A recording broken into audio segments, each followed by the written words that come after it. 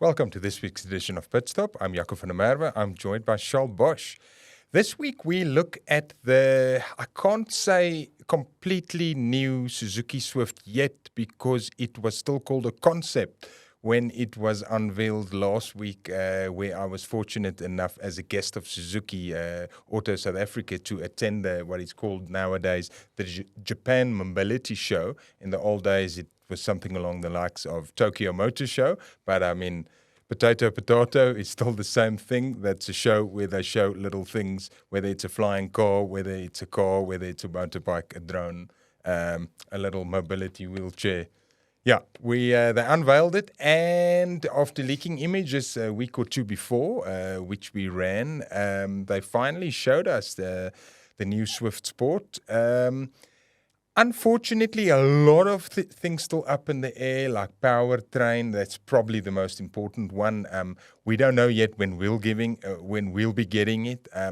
With a squeeze, maybe towards the end of 2024. But even that, local Suzuki people are a bit cagey because it's difficult for them to commit to a date because they say one little setback in production can obviously delay the whole shipping process. So maybe with a squeeze at the end of 2024, maybe more likely early 2025. But I mean, before we know that, what we know, let's focus on what we know. And we obviously, Charles, you saw those pictures. We ran a little video I took last week. Very exciting little styling upgrades. It got front grille, those L-shaped lights. And what did you make of the little, shall we call it a makeover, a facelift? What do we call it? Well, it's brand new. It looks great. I know there's going to be divided opinions about the styling, but I mean the basic silhouette is exactly the same.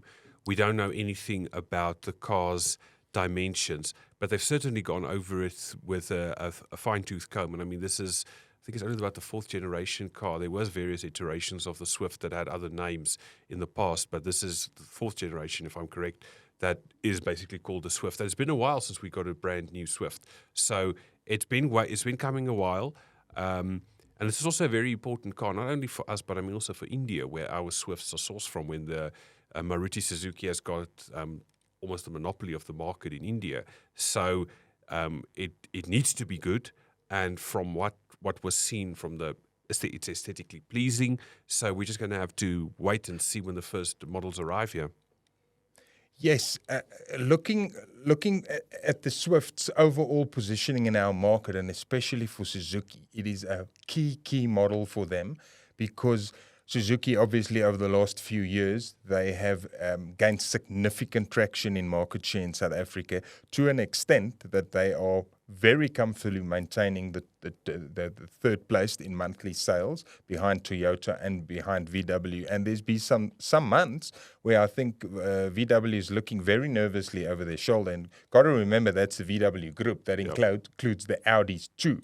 So they should be nervous because, I mean, Suzuki has been swelling like hotcakes. And on top of all the hotcakes, the hottest cake has been the Swift. So in a way, it's got rather large shoes to fill. No pun intended, it's a little car. But I mean, so they've got to raise the bar going from a Swift to a new Swift. Absolutely. If you look at the sales figures where they're selling 1,000 Swifts plus a month, that figure seldom dips below 1,000.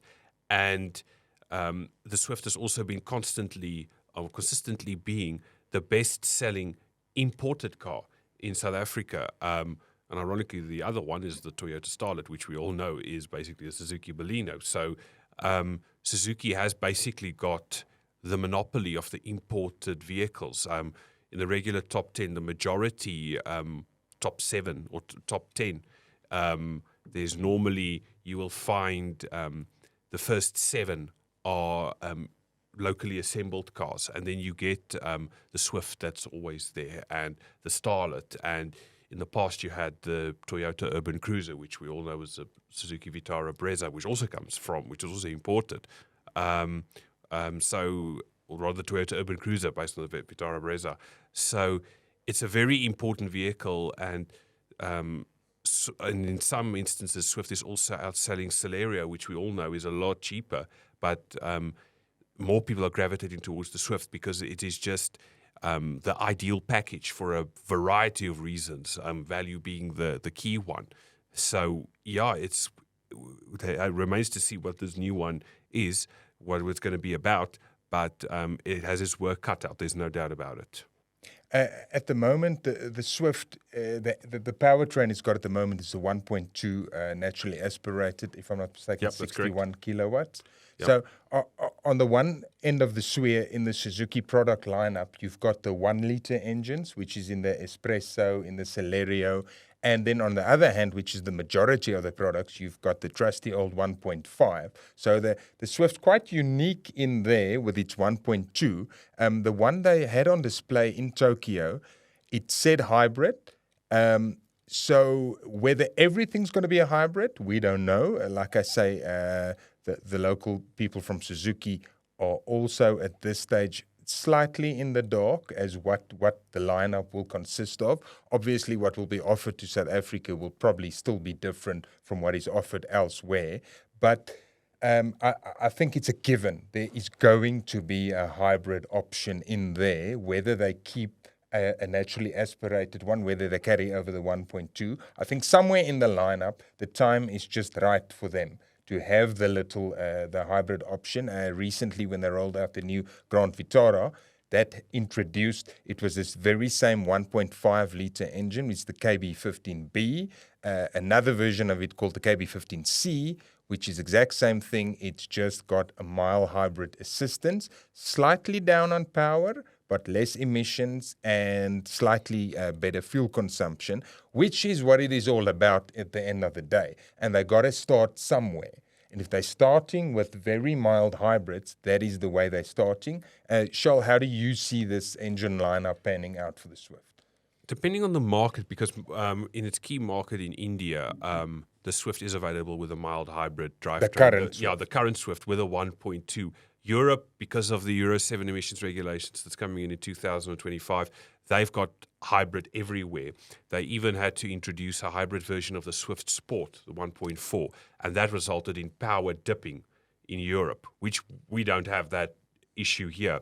But there is going to be mild hybrid assistance or some sort of hybrid assistance.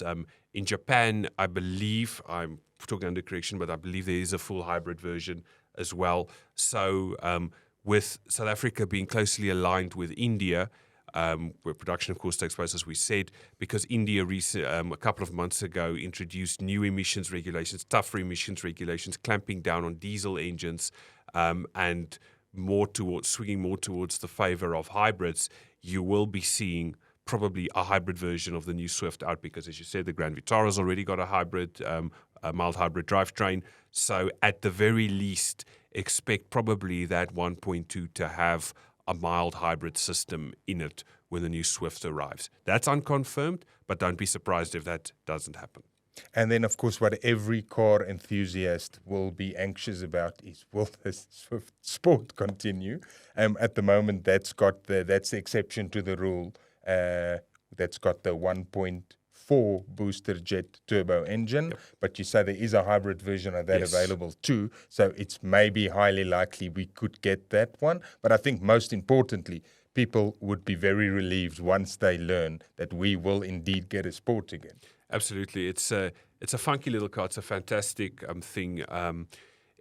The people in Europe were not very happy when that mild hybrid system was introduced because power dropped from 103 kilowatts to 96 kilowatts, which doesn't sound like a lot, and it probably isn't a lot in a car weighing less than 1,000 kilograms. But it makes a difference.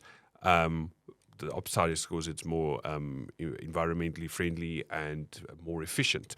But we will wait and see if that's, as I said, is going to be the case. I know a lot of people will probably be saying, please don't introduce the mild hybrid system to South Africa. But if it does happen, again, don't be surprised. Yeah, I doubt whether they will do it if it's going to significantly slow that car's performance.